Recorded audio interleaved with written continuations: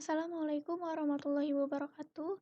Nama saya Putri Santika Mayangsari, NPM 2057051011. Ini saya akan membahas materi tentang dinamika demokrasi di Indonesia. Pertama-tama di sini ada konsep dasar demokrasi. Istilah demokrasi berasal dari penggalan kata bahasa Yunani, yakni demos dan atau kretein. Demos berarti rakyat, kretein berarti pemerintahan. Jadi demokrasi berarti pemerintahan rakyat.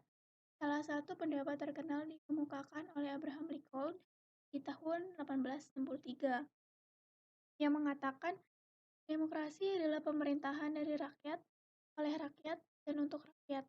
Government of the people, by the people, and for the people. Penerapan demokrasi di Indonesia tentu berdasarkan prinsip-prinsip demokrasi, tapi berbeda dengan prinsip-prinsip demokrasi secara umum. Ini ada pemahaman tentang 10 pilar demokrasi. Yang pertama, demokrasi yang berketuhanan yang Maha Esa. Artinya, seluk-beluk sistem serta perilaku dalam penyelenggaraan kenegaraan RI harus taat asas, konsisten atau sesuai dengan nilai-nilai dan kaidah-kaidah dasar ketuhanan yang Maha Esa. 2. Demokrasi dengan kecerdasan. Artinya mengatur dan menyelenggarakan demokrasi menurut Undang-Undang Dasar 1945, bukan dengan kekuatan naluri, otot, ataupun kekuatan massa semata-mata. Selanjutnya ada demokrasi yang berkedaulatan rakyat. Artinya kekuasaan tertinggi ada di tangan rakyat. Secara prinsip, rakyat memiliki atau memegang kedaulatan dalam batas-batas tertentu. Kedaulatan rakyat dipercayakan pada wakil-wakil rakyat MPR, DPR, DPD, dan DPRD. Demokrasi dengan rule of law. Yang keempat itu ada demokrasi dengan rule of law, yaitu aturan hukum yang punya 4 makna penting di dalamnya. Pertama ada kekuasaan negara RI itu harus mengandung, melindungi, serta mengembangkan kebenaran hukum legal truth. Bukan demokrasi yang ugal-ugalan, demokrasi declare, atau demokrasi manipulatif. 2. Kekuatan negara itu memberikan kepastian hukum atau legal security.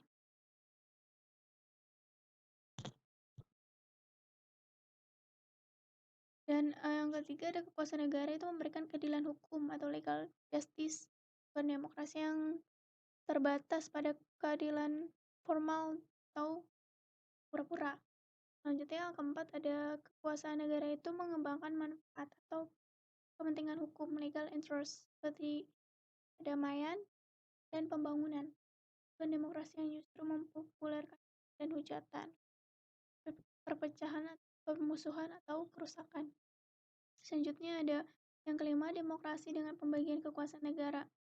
Menurut Undang-Undang 1945 mengakui kekuasaan negara RI tak terbatas secara hukum.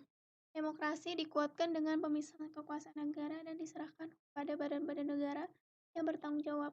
Demokrasi menurut Undang-Undang Dasar 1945 mengenal pembagian dan pemisahan kekuasaan, division and separation of power, dengan sistem pengawasan dan perimbangan, check and balance. Yang keenam, demokrasi dengan hak asasi manusia atau HAM.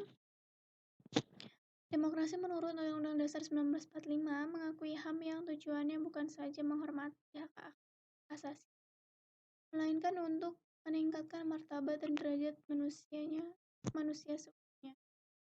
Yang ketujuh ada demokrasi dengan pengadilan yang merdeka.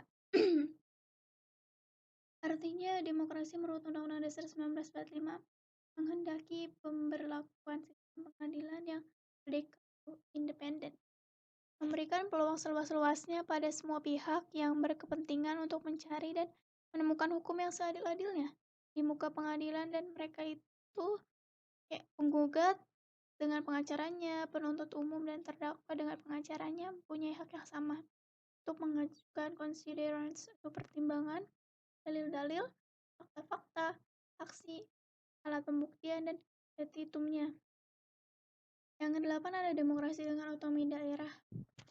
Artinya Otonomi daerah merupakan pembatasan terhadap kekuasaan negara, khususnya kekuasaan legislatif dan eksekutif di tingkat pusat, dan lebih khusus lagi pembatasan atas kekuasaan presiden. Undang-Undang Dasar 1945 secara jelas memerintahkan pembentukan daerah-daerah otonom pada provinsi dan kabupaten atau kota. Urusan pemerintahan diserahkan pemerintah pusat ke pemerintah daerah. Dengan peraturan pemerintah, daerah-daerah otonom dibangun dan disiapkan untuk mampu mengatur dan menyelenggarakan urusan-urusan pemerintahan sebagai urusan rumah tangganya sendiri. Yang kesembilan ada demokrasi dengan kemakmuran. Artinya demokrasi bukan hanya soal kebebasan dan hak, kewajiban dan tanggung jawab, asal terorganisir kedaulatan rakyat atau pembagian kekuasaan kenegaraan. Demokrasi bukan hanya soal otonomi daerah dan keadilan hukum. Bersama dengan itu semua, demokrasi menurut Undang-Undang Dasar 1945 ditunjukkan untuk membangun negara makmuran, welfare state, oleh dan untuk sebesar-besarnya rakyat Indonesia.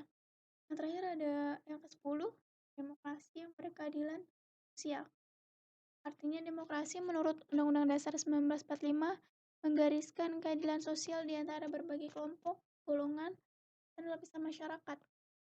Tidak ada golongan, lapisan, kelompok, atau satuan ataupun organisasi jadi anak emas yang diberikan berbagai keistimewaan atau hak-hak khusus. Selanjutnya ada pelaksanaan demokrasi. Pada tahun 1945 sampai 1949, pelaksanaan demokrasi baru terbatas pada fungsinya pers yang mendukung revolusi kemerdekaan. Sedangkan elemen-elemen demokrasi yang lain belum sepenuhnya terwujud. Karena situasi dan kondisi yang tidak memungkinkan, hal ini dikarenakan pemerintah harus memusatkan seluruh energinya bersama-sama rakyat untuk mempertahankan kemerdekaan dan menjaga kedaulatan negara, agar negara kesatuan tetap hidup. Ini ada macam-macam demokrasi. Menurut Septi Nurwijayanti dan Nanik Prasetyoningsih, pada dasarnya demokrasi terdapat berbagai macam demokrasi di negara-negara di dunia. Yang pertama ada demokrasi parlementer, adalah suatu demokrasi yang menempatkan kedaulatan dalam legislatif lebih tinggi daripada eksekutif. Kepala pemerintah dipimpin oleh seorang perdana menteri. Selanjutnya ada demokrasi terpimpin. Setelah dikeluarkannya dekret tahun 1959, Indonesia kembali kepada Undang-Undang Dasar 1945. Namun pada masa ini tidak sepenuhnya dilaksanakan. Presiden sebelumnya sudah mengeluarkan pernyataan tentang demokrasi terpimpin pada saat sidang Dewan Konstituante pada tahun 1956. Ini ada demokrasi Pancasila. Demokrasi Pancasila menjadi macam-macam demokrasi. 3 di Indonesia. Masa ini Presiden tetap mempunyai tugas dan wewenang sebagai kepala negara dan kepala pemerintahan. Kekuasaan tidak terbatas. Ada konstitusi dan undang-undang di bawahnya yang membatasi. Presiden membentuk kabinet kerja yang bertanggung jawab kepadanya untuk membantu menjalankan penyelenggaraan. Ini ada demokrasi Pancasila era reformatif.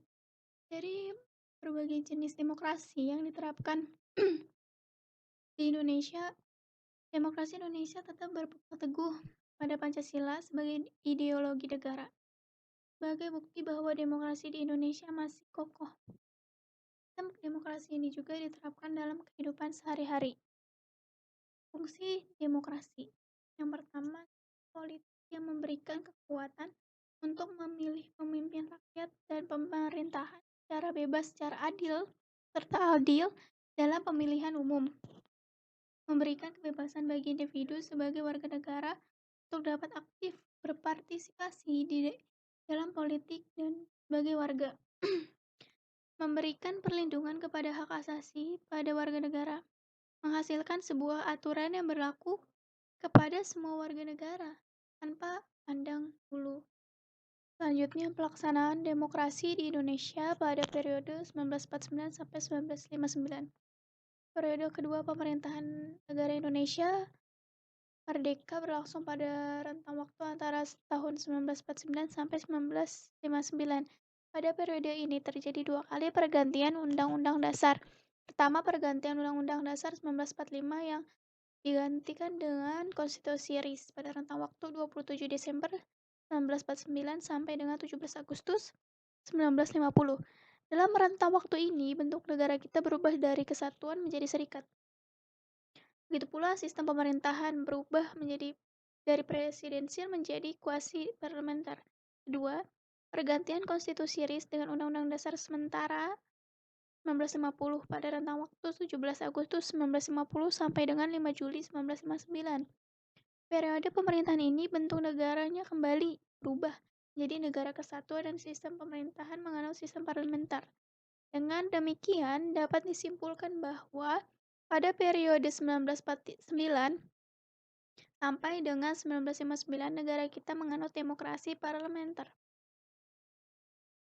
Pelaksanaan demokrasi di Indonesia pada periode 1959 sampai 1965. Kinerja Dewan Konstituante yang berlarut-larut membawa Indonesia ke dalam persoalan politik yang sangat pelik.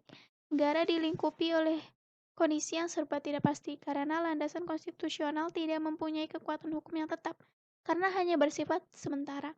Selain itu juga, situasi seperti ini memberi pengaruh yang besar terhadap situasi keamanan nasional yang sudah membahayakan persatuan dan kesatuan nasional.